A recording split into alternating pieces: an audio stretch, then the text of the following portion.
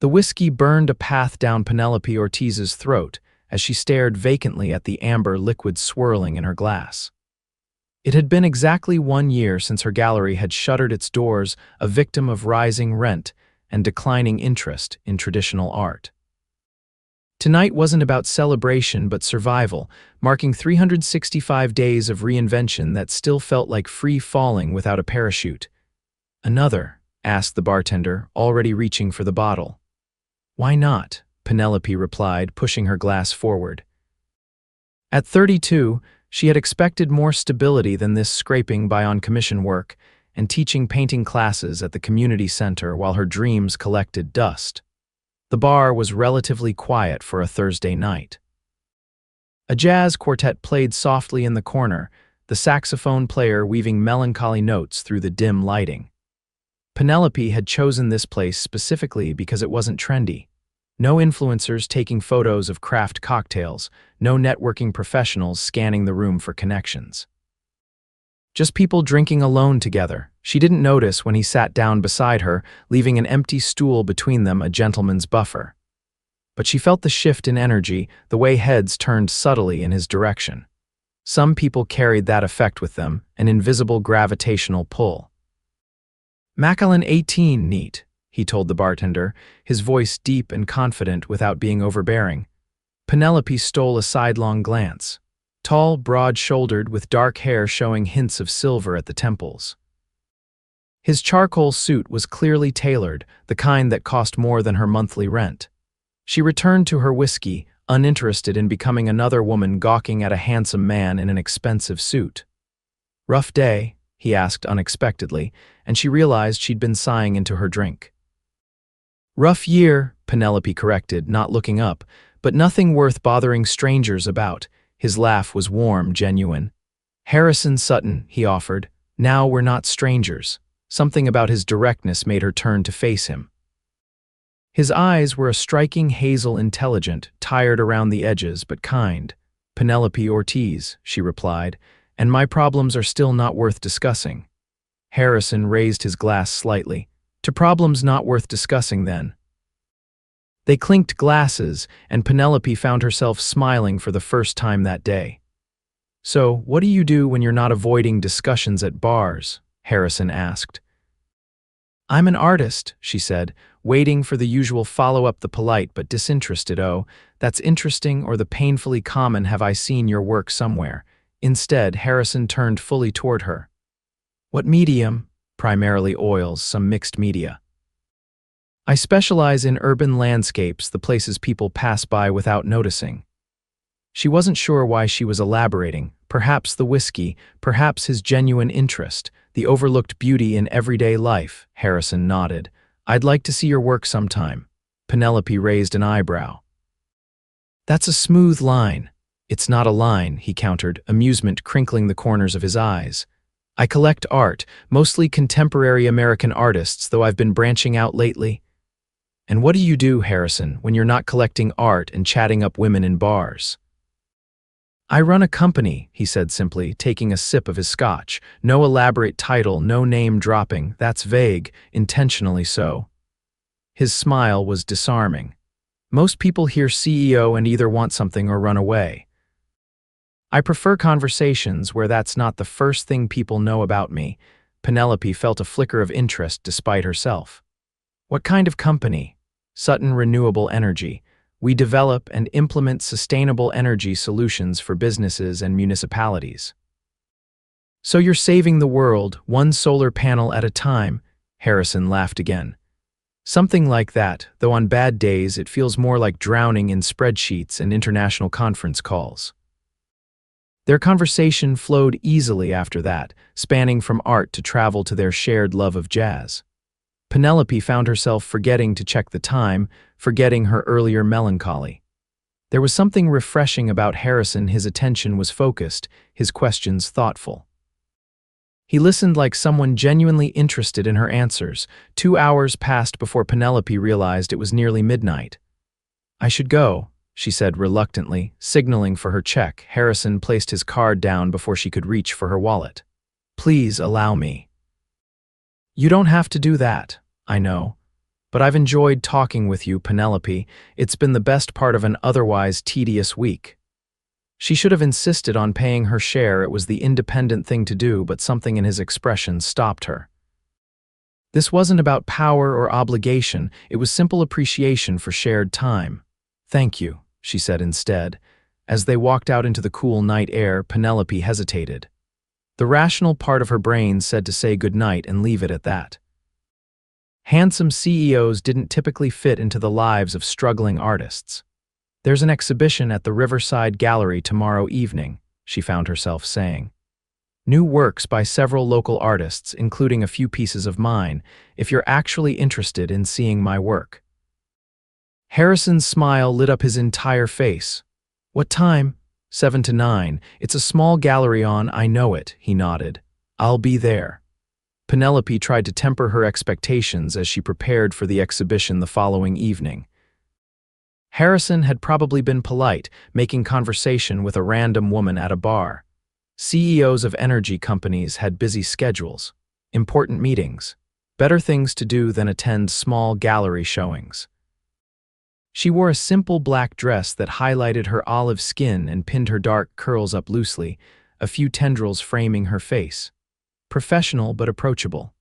The gallery was already buzzing when she arrived, a good sign for potential sales. At 7:30, she was explaining the inspiration behind her series of dawn-lit cityscapes to an elderly couple when she felt a presence behind her.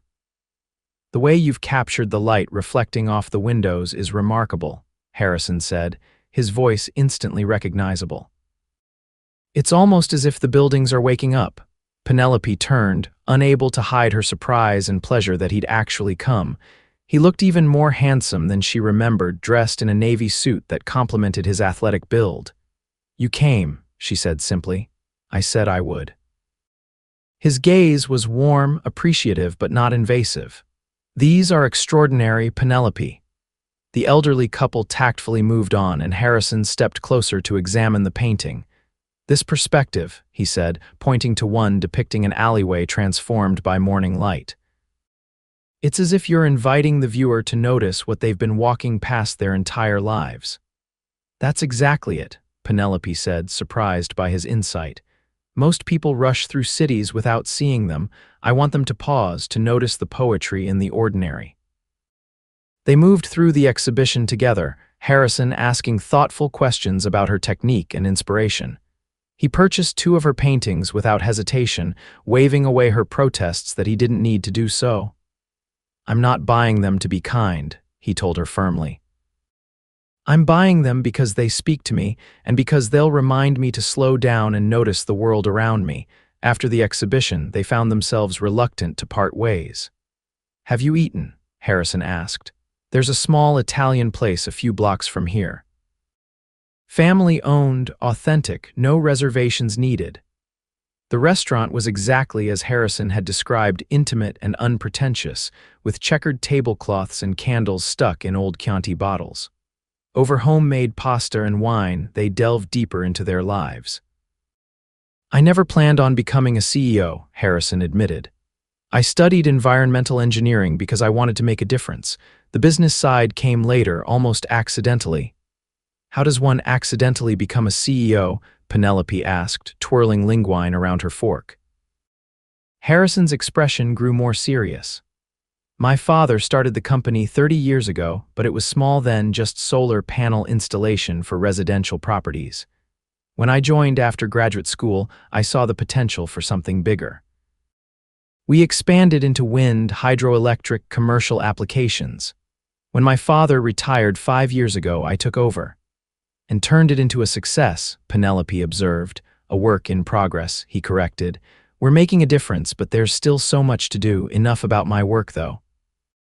Tell me more about your gallery, the one that closed. Penelope hesitated, surprised he'd remembered that detail from their conversation. It was a small space in the arts district, nothing fancy, but it was mine. A place to showcase emerging artists who didn't have connections to the bigger galleries. What happened? The usual story. Rent tripled when the neighborhood became trendy. Art sales couldn't keep up. She took a sip of wine. It's fine, I'm fine. Adapting is part of being an artist. Harrison studied her face. You don't seem fine when you talk about it. Because it still hurts, she admitted. It wasn't just a business, it was a community, a home for artists who needed one. Their conversation continued as they shared tiramisu, neither willing to end the evening. When they finally stepped outside, the spring night had turned chilly. Harrison draped his jacket over Penelope's shoulders without fanfare, a gesture so natural it didn't feel presumptuous. "May I see you again?" he asked as they stood beside her car. "I'd like that," Penelope replied honestly. Their first official date was a surprise. Harrison asked Penelope to meet him at a downtown address on Saturday morning, instructing her to wear comfortable shoes. She arrived to find him waiting outside a nondescript building, a canvas bag in hand. "What are we doing?" she asked. He led her inside to reveal an empty commercial space, high ceilings, brick walls, expansive windows flooding the room with light. "I thought we could look at potential gallery spaces," he said casually. "No pressure, just exploring possibilities." Penelope froze. "Harrison, I can't afford, this isn't about money," he interrupted gently. "This is about vision. If you could have your gallery back, what would it look like? Where would it be? I'm just curious." She hesitated, then allowed herself to walk through the space, envisioning where artwork could hang, how lighting would need to be arranged. Despite her reservations, excitement bubbled up as she described her ideas. They visited 3 more spaces that day, each with different characteristics. By the final one, a corner location with floor-to-ceiling windows and a small courtyard, Penelope was fully engaged, sketching rough layouts on a napkin. Over lunch at a nearby cafe, Harrison watched her with admiration. "You light up when you talk about creating spaces for art." "It's a pipe dream," she said, folding the napkin and tucking it away. "But thank you for indulging me." "What if it wasn't just a dream?" Harrison asked carefully. "What if it could be real?" Penelope set down her coffee cup. "Are you offering to invest in a gallery?" "Because if so, I need to be very clear. I don't mix business with pleasure, and I don't accept charity." "Not charity," Harrison said. "Partnership, and yes, I'm serious, but I understand your reservations. Think about it, that's all I'm asking." Their relationship developed steadily over the following weeks. They discovered shared interests in classic films and hiking, spent Sunday mornings at farmers' markets, and enjoyed quiet evenings cooking dinner together. Harrison was attentive but never possessive, respecting Penelope's independence while making it clear he valued her company above all others. For Penelope, it was both exhilarating and terrifying. Harrison's world was so different from hers: private jets and board meetings, while she counted pennies for art supplies. Yet he never made her feel less than. If anything, he seemed to admire her resilience, her creativity, her determination to forge her own path. The gallery idea remained a gentle point of contention. Harrison didn't push, but occasionally he'd mention a space he'd seen or introduce her to artists he thought she might appreciate. Their first serious disagreement came 2 months into dating, after Harrison invited Penelope to a charity gala for environmental conservation. The evening had gone well until she overheard a conversation between Harrison and another businessman. "Your girlfriend's quite the find, Sutton," the man had said, eyeing Penelope across the room. "Exotic looking, and an artist, how bohemian. Is this a serious thing or just a phase?" Harrison's reply had been immediate and firm. "Penelope isn't a find, Richard. She's a talented artist and a remarkable woman, and my relationship with her is none of your business." Later, in the privacy of Harrison's car, Penelope was quiet. "What's wrong?" he asked, reaching for her hand. "Nothing, just tired." "Penelope." His voice was gentle but insistent. "Talk to me." "That man," she finally said. "His comment about me being exotic and bohemian like I'm some novelty, and it made me realize that's how your world sees me. The interesting diversion for the successful CEO." Harrison pulled the car over and turned to face her fully. "Is that what you think?" "That you're some kind of phase for me." "I don't know what to think," she admitted. "We come from different worlds, Harrison." "I don't care about worlds," he said firmly. "I care about you, who you are, not what you do or where you come from. But everyone else cares," Penelope persisted. "Your business associates, your social circle, they all see me as the odd one out." Then they're fools. Harrison's expression was fierce, and their opinions mean nothing to me. They sat in silence for a moment before Penelope spoke again. I need to know that you're with me because of who I am, not because I'm different from the women you usually date. I'm with you because you see beauty where others don't, Harrison said, his voice low and intense. Because you're passionate and honest and uncompromising. Because when I'm with you, I remember who I am beneath the title and the responsibilities. I'm with you, Penelope Ortiz, because I'm falling in love with you. It was the first time either had used the word love, and it hung between them, momentous and fragile. I'm scared, she whispered. So am I, he admitted. But I think that's how you know it matters. 4 months into their relationship, Harrison surprised Penelope with a weekend trip to Santa Fe, knowing she had always wanted to visit its renowned art scene. They stayed at a small boutique hotel, explored galleries, and met with local artists. On their second evening, after a dinner of Southwestern cuisine, Harrison suggested a walk.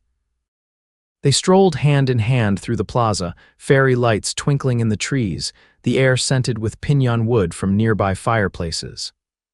Harrison seemed unusually quiet. Everything okay? Penelope asked. Better than okay, he replied, leading her to a wrought iron bench. I wanted to talk to you about something. Penelope felt a flutter of anxiety. Those words rarely preceded good news. I've been doing a lot of thinking, Harrison continued, taking both her hands in his. About us, about the future, about what really matters. Harrison, please let me finish, he said gently. When I met you that night at the bar, I wasn't looking for anything. I was tired, stressed, going through the motions. And then there you were, with your honesty and your passion for seeing the world differently. He reached into his pocket and pulled out a small envelope. This isn't a ring, he clarified quickly, seeing her expression. It's too soon for that, even though I know with absolute certainty that I love you. Penelope took the envelope with trembling fingers and opened it to find a key and a business card for a real estate attorney. What is this?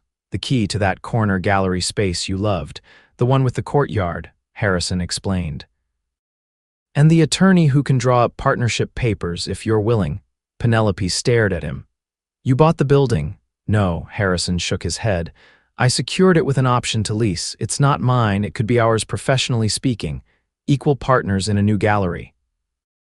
Your vision, your direction, my investment, my business connections. Harrison, I can't accept this. You're not accepting anything yet, he said calmly. This is a proposal, a business proposal separate from our relationship. I believe in your vision for a gallery that supports emerging artists. I think it's not only culturally valuable but potentially profitable. Penelope looked skeptical. And if our relationship doesn't work out, then we're business partners who once dated, Harrison said simply. The partnership agreement would protect both of us. But Penelope, his voice softened, I don't plan on going anywhere. Why would you do this? Because I've watched how alive you become when you talk about creating spaces for art, because I believe in you. And selfishly, because I want to be part of building something meaningful with you. Penelope was silent for a long moment, processing his words. I need time to think about this. Take all the time you need, Harrison said. The offer stands regardless. Back in their hotel room, Penelope couldn't sleep. She watched Harrison's steady breathing beside her, thinking about his proposal. It was generous, unexpected, and terrifying. Accepting would mean trusting not just his intentions but her own abilities. Rejecting it felt equally daunting, turning away from a dream because of pride or fear. By morning, she had reached a decision. She woke Harrison with a gentle touch to his face.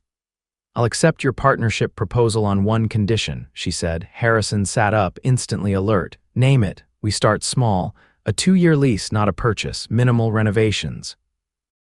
We test the concept before making a larger commitment. A slow smile spread across Harrison's face. Practical and cautious, I expected nothing less. And one more thing, Penelope added, we keep our business meetings and our relationships separate. Different times, different places. I need those boundaries. Agreed, Harrison said immediately. Anything else? Yes, Penelope took a deep breath. Thank you for believing in me. Harrison pulled her close. Always. The following months were a whirlwind of activity. Penelope focused on the gallery, curating the initial exhibition, establishing relationships with artists, designing the space.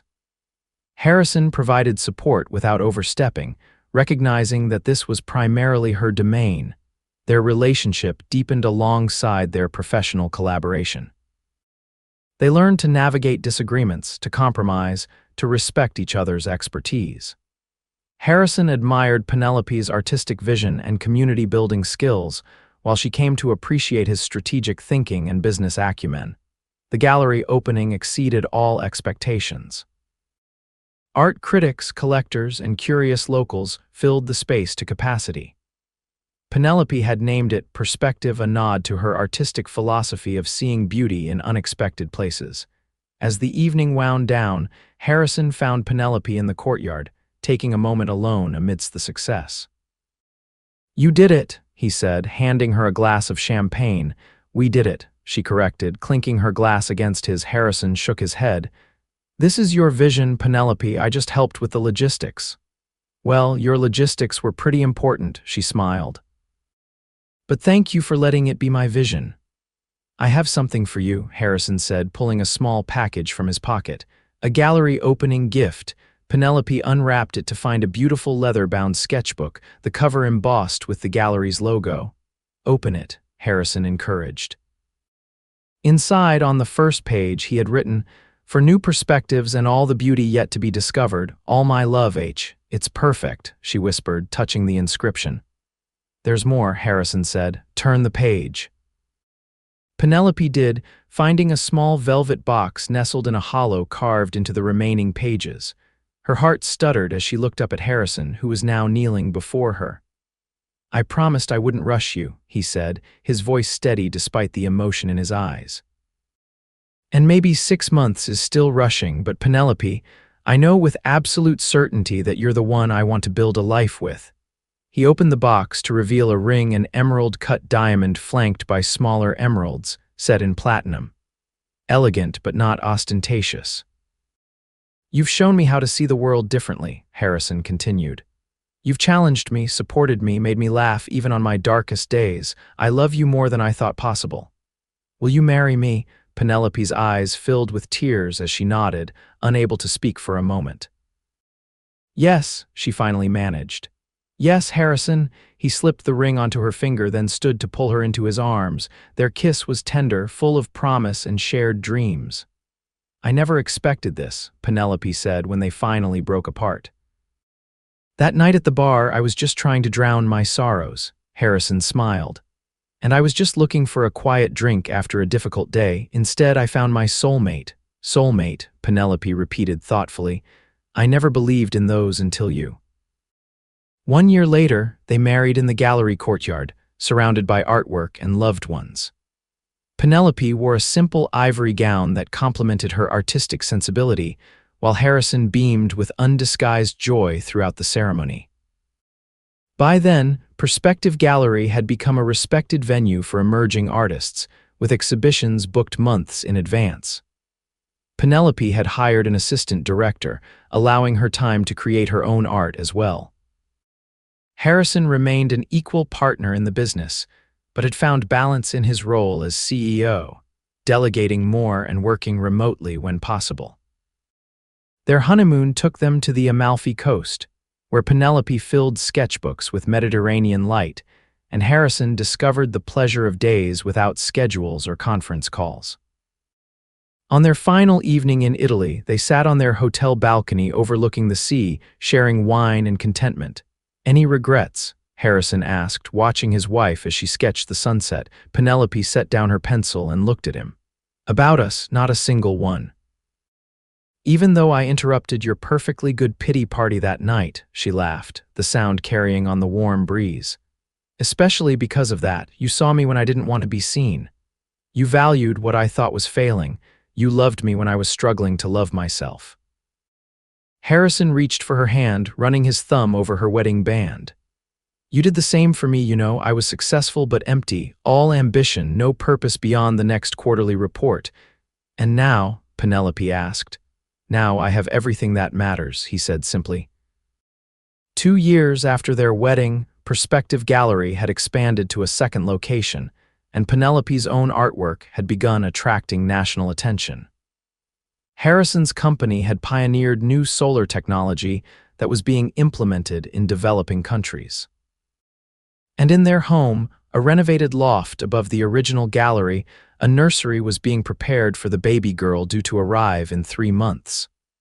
What about Harmony? Harrison suggested one evening as they debated names, his hand resting on Penelope's growing belly. Harmony Sutton, Penelope tested the name. I like it. A perfect balance of art and practicality, just like her parents. Just like us, Harrison agreed, kissing his wife softly. From that first night at the bar, we've been creating our own kind of harmony, haven't we? Penelope nodded, leaning into his embrace. The best kind, unexpected, challenging, beautiful. As they stood together in the twilight, the gallery lights glowing below them and their future literally growing between them. Both marveled at how a chance encounter had transformed into a life neither could have imagined, yet now couldn't imagine living without.